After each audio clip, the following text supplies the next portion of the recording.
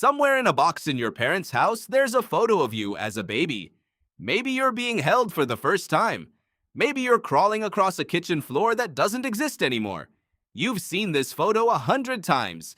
You could describe it in detail, but you don't actually remember it. You remember the photo, not the moment. And that gap between the two is far stranger than it sounds. Your brain was working perfectly the day that photo was taken. So why does it feel like your life didn't start until years later? Start with the basic, uncomfortable fact.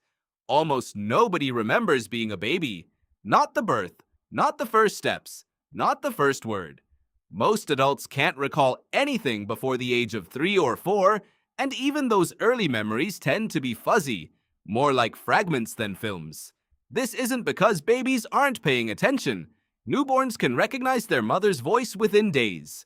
They can distinguish faces, track movement, and form preferences almost immediately. Something is clearly happening inside that developing mind. So where does it go? Sigmund Freud was one of the first people to name this phenomenon back in the early 20th century.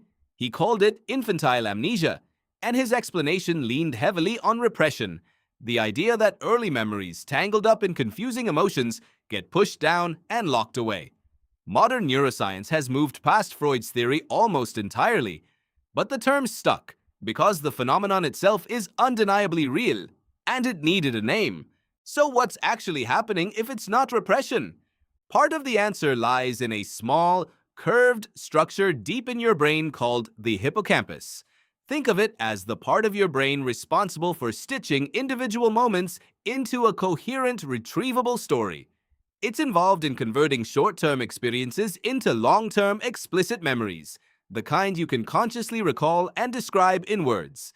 Here's the problem. The hippocampus is one of the slowest parts of the brain to fully develop. It keeps maturing well into early childhood, sometimes into adolescence. A baby's hippocampus is, quite literally, still under construction while everything else is happening around it. Psychologist Patricia Bauer has spent decades studying how memory develops in early childhood, and her research shows something surprising. Young children can form and hold on to memories for weeks or months, but those memories are fragile in a way adult memories are not. They're easily overwritten. They don't get consolidated into the kind of stable, long-term storage that survives into later life.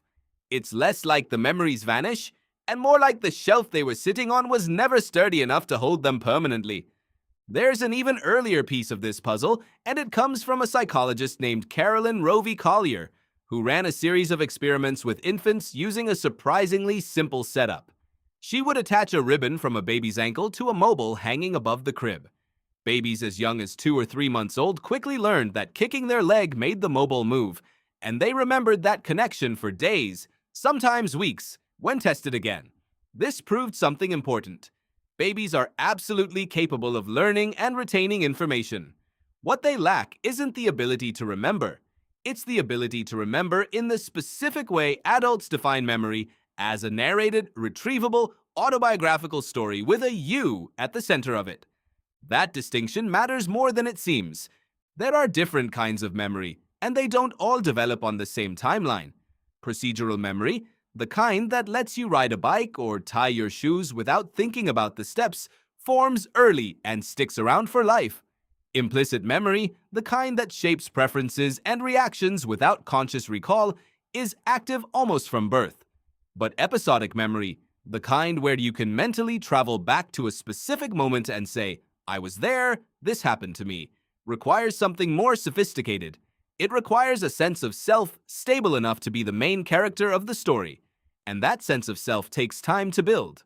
Psychologist Nora Newcomb has researched exactly when this shift happens, and her work points to something called the cognitive self, a child's growing understanding that they are a continuous person existing across time, not just a series of disconnected present moments.